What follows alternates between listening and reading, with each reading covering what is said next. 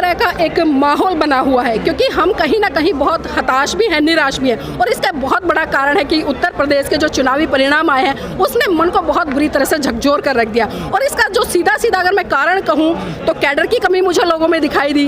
जिस तरह से हम जमीनी ग्राउंड पर जाकर रिपोर्ट कर रहे थे, देखिए आम जो वोटर था वो बीएसपी के लिए ललायत था, बीएसपी के लिए टूट कर पड़ रहा था, लेकिन उनकी एक शिकायत भी आ रही थी कि बीएसपी के पदाधिकारी यहाँ पर नहीं आते हैं कैडर करने के लिए।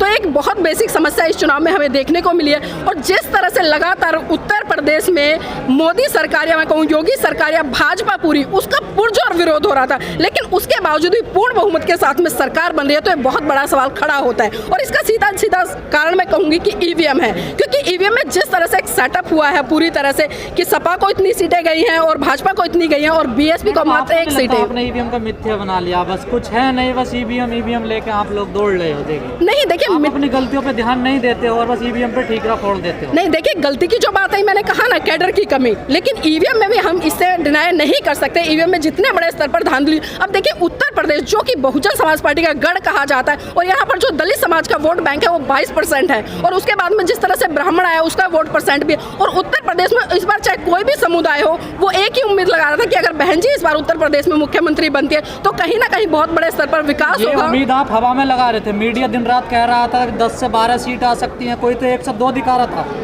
सच हो गई ना सारी बातें। देखिए वो बातें लोग हवा में थे कि हम सरकार बना रहे हैं, हम ये कर रहे हैं। देखिए बिल्कुल सही कह रहे हैं कि जो मीडिया दिखा रहा था, अब मीडिया कौन सा दिखा रहा था, वो मेन मीडिया था। आप भी धरातल पर थे, आप भी धरातल पर रिपोर्टिंग कर रहे थे, आप भी लोगों से जाकर राय ले रहे थे। तो आप मुझे खुद बताइए कि कितने लोग ये कह रहे थे आपसे कि हम भारतीय जनता पार्टी को वोट देंगे, अखिलेश को वोट देंगे। आप जाकर अगर मैं परसेंटेज की बात करूँ, आपने 100 लोगों से राय ली होगी तो 100 लोगों में से 80 लोगों की राय ये निकल कर आई होगी कि हम बहुजन समाज पार्टी को वोट करेंगे। तो ईवीएम की भी धांधली को आप एक तरह से ठुकरा नहीं सकते। ठीक है, मैं पदाधिकारियों की गलती मानती हूँ, लेकिन उसके साथ साथ में ईवीएम की धांधली वो भी बहुत बड़े स्तर पर हुई है। बहन जी का कार्यकर्ताओं से दूर हो जाना कितना बड़ा। देखिए ये तो बेसिक सी हर कोई व्यक्ति कह रहा है, एक आम कार्यकर्ता, एक आम वोटर, यहाँ तक कि बड़े बड़े पदाधिकारी कह रहे हैं कि जिस तरह से एक गैप बना है बहुत बड़ा, क्योंकि हम उस गैप को अब पाट नहीं पा रहे। चाहे कोई भी पदाधिकारी हो, चाहे कितना ही बड़ा शीर्ष नेतृत्व हो, उसका दायित्व बनता है कि वो फीडबैक ले। और फीडबैक आपको कहाँ से मिलेगा? जो आपके निम्न स्तर के पदाधिकारी, फीडबैक वहाँ से मिलेगा। लेकिन वो निम्न स्तर के पदाधिकारी आपके उच्च पदाधिकारी तक नहीं पहुँच पाते। जो एक कम्युनिकेशन स्थापित होना चाहिए था बहन जी में या कार्यकर्ताओं में या पदाधिकारियों में, उस कम्युनिकेशन की बहुत बड़ी कमी हमें देखने को मिली है और उसी का नतीजा है कि इतनी भारी हार उत्तर प्रदेश में मिली है। बहन जी को कोऑर्डिनेटर प्रभारी जो फीडबैक देते हैं, ये किस आधार पर फीडबैक देते हैं बहन जी की कि पूर्ण बहुमत की सरकार बन रही है? कहाँ से लाते हैं ये सर्वे? कौन सा सैंपलिंग करते हैं ये लोग? देखिए जो ये फीडबैक मिलता है, सच्चाई है, कड़वी बहुत है, बहुत सारे लोगों को बुरी भी लग जाएगी, क्योंकि इनका जो फीडबैक होता है वो सिर्फ कुछ ही पदाधिकारियों का होता है। लेकिन धरातल पर जाकर हम जिस तरह से देख रहे हैं, पिछले मतलब 10 साल से मैं भी पार्टी से जुड़ी हूँ, मैंने भी देखा है कि जो मेरी विधानसभा है उसमें कोई लोग आके मुझसे संपर्क ही नहीं करता। हम घूम रहे थे, कार्यकर्ता मिलता ही नहीं है, कोई जिला अध्यक्ष हमारी बात नहीं सुनता, विधानसभा अध्यक्ष कोई सुनता ही नहीं है। ये बात नहीं, वो क्या कर रहे हैं? वो सुनेंगे कहाँ से? मैं वही तो कह रही हूँ कि पदाधिकारी अपने लोगों तक, अपने कार्यकर्ता तो पहुँच ही नहीं पा रहा है, लोगों को जोड़ ही नहीं पा रहा है पार्टी में। तो किस आधार पर हमें वोट पड़ेगा? ये भी हमें सोचना पड़ेगा कि हमने सिर्फ 10 लोगों की टीम बना दी, जो भी हम समीक्षा कर रहे हैं, मीटिंग कर रहे हैं, उस 10 ही लोगों से कर रहे हैं, जो भी भाषणबाजी हो रही है उस 10 लोगों के बीच में। लेकिन वो कभी ये सवाल नहीं करते कि आम जो वोटर है उसको आप जोड़ने का प्रयास क्यों नहीं कर रहे और वो क्यों नहीं जुड़ पा रहा है। इस पर आज तक कोई भी पार्टी का पदाधिकारी समीक्षा नहीं करता है। समीक्षा होती है तो सिर्फ इतनी कि मंथली मेंटेनेंस कितना आ रहा है, या कौन सा प्रत्याशी चुनाव लड़ेगा, या कौन सा प्रत्याशी चुनाव लड़ने के लिए आ रहा है। और हम यहाँ भी ये भी बहुत भारी कमी देख रहे हैं कि जिस तरह से चुनाव आते हैं तो चुनावी माहौल में जिस तरह से जो बरसाती मेंढक होते हैं बहुत सारे निकल कर आते हैं चुनाव में, और चुनाव में जिस तरह से आते हैं, अगर वो हार जाते हैं तो एक चेहरा बनाते हैं बहुजन समाज पार्टी से, लेकिन अपना चेहरा चमकाकर फिर दूसरी पार्टियों में चले जाते हैं कहीं ना कहीं वोट टिकट लेने के लिए। तो ये बहुत बड़ी कमी है कि अगर हम किसी भी प्रत्याशी को उतारें तो सबसे पहली प्राथमिकता जिस तरह से बीजेपी या आरएसएस करती है कि वो पहले अपनी आइडियोलॉजी देखती है कि टिकट लेने वाला व्यक्ति हमारी आइडियोलॉजी का है, हमारी विचारधारा का है या नहीं है, वो तभी टिकट देती है। लेकिन हम देख रहे हैं कि यहाँ पर आइडियोलॉजी तो आपकी खत्म हो गई है ना।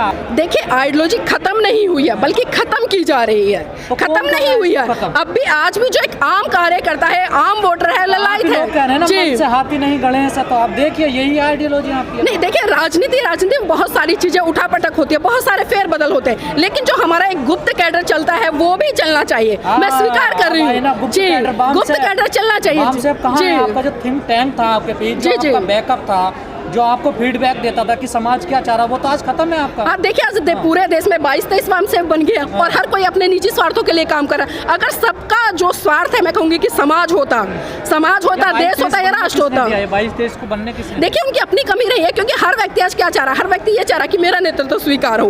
क्योंकि जब तक हम नेतृत्व की लड़ाई को दूर नहीं करेंगे, जब तक हम एक झंडे, एक डंडे और एक बैनर के नीचे आके काम नहीं करेंगे समान रूप से, समाज को प्राथमिकता देते हुए, अपने देश को प्राथमिकता देते हुए, जब तक भला नहीं होगा, जब तक आपके निजी स्वार्थ रहेंगे। अभी जिस तरह से उत्तर प्रदेश का जो आंकड़ा आपने देखा, जितनी पार्टियां लड़ी, हर कोई ना कोई अपने वर्चस्व की लड़ाई चल रहा था कि मैं नेता, मैं मुख्यमंत्री, मैं नेता, मैं मुख्यमंत्री। लेकिन ये चीजें देखिए समाज को कहाँ ले जा रही है। क्या साहब मान्यवर काशीराम जी ने कभी ये कहा कि मैं नेता हूँ? जी, जमीन पर लोग कहते थे कि 10 साल से दरिया हम बिछा रहे पार्टी के लिए, कोई हवाई जहाज से आता है, टिकट ले जाता है। देखिए, ये समस्या आज की नहीं है, ये समस्या बहुत पहले से चलती आ रही है। क्योंकि हम देख रहे हैं कि धरातल पर जो व्यक्ति लगातार 5 साल पार्टी की विचारधारा को बढ़ाने के लिए काम करता है, रात दिन कैडर देने का काम करता है, कैडर तो खत्म हो गए, लेकिन जिस भी तरह से चाहे छोटी मीटिंग कर रहा है, नुक्कड़ मीटिंग कर रहा है, वो लगातार 5 साल काम करता है और एक उम्मीद रहती है कि जब चुनाव आएंगे तो कहीं ना कहीं उसको प्राथमिकता दी जाएगी। लेकिन उसको प्राथमिकता ना दी जाकर उस व्यक्ति को प्राथमिकता दी जाती है जो पार्टी की विचारधारा को जानता भी नहीं है। तो इसी से आप समझ सकते हैं कि जो हमारा वोट परसेंटेज है वो भी घट रहा है और उसका बहुत बड़ा खामियाजा अभी उत्तर प्रदेश में हमें झेलने को मिल रहा है। इस चुनाव में बनी रही, जितना दाव बहन जी ने ब्राह्मणों के लिए लगाया, ब्राह्मण सम्मेलन तमाम,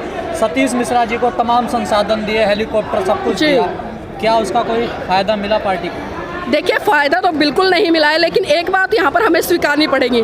चाहे मैं यहाँ पर सतीश मिश्रा जी की बात करूँ या बहन जी की बात करूँ या फिर मैं सीमा कुशवाहा की बात करूँ, जब हम इनकी रैलियाँ देख रहे थे, इनकी सभाएं देख रहे थे, तो इनकी सभा में जो जब उमड़ रहा था, अब मुझे ये नहीं पता कि वो जनसैलाब, जी जनसैलाब कहीं से भी आ सकता, कैसे भी ला सकता, सब जानते हैं। देखिए, नहीं, वो वोट में कन्वर्ट हो जाए वो सही नहीं हो सकता, ठीक है ना? नहीं, ऐसा देखिए, जो व्यक्ति वहाँ पर अपना पैसा खर्च करके आ रहा है, आप कैसे कह सकते हैं कि वो वोट नहीं देगा? आप ये कैसे, किस आधार पर कह सकते हैं कि जो व्यक्ति वहाँ पर अपना पैसा खर्च करके अपना समय लगा के आ रहा है और सुबह से लेकर शाम तक बहन जी के इंतजार में खड़ा है, वो कैसे कह सकते हैं कि वो वोट नहीं देगा? वोट पड़ा है, लेकिन वो वोट कहीं ना कहीं ईवीएम के माध्यम से डाइवर्ट किया गया है।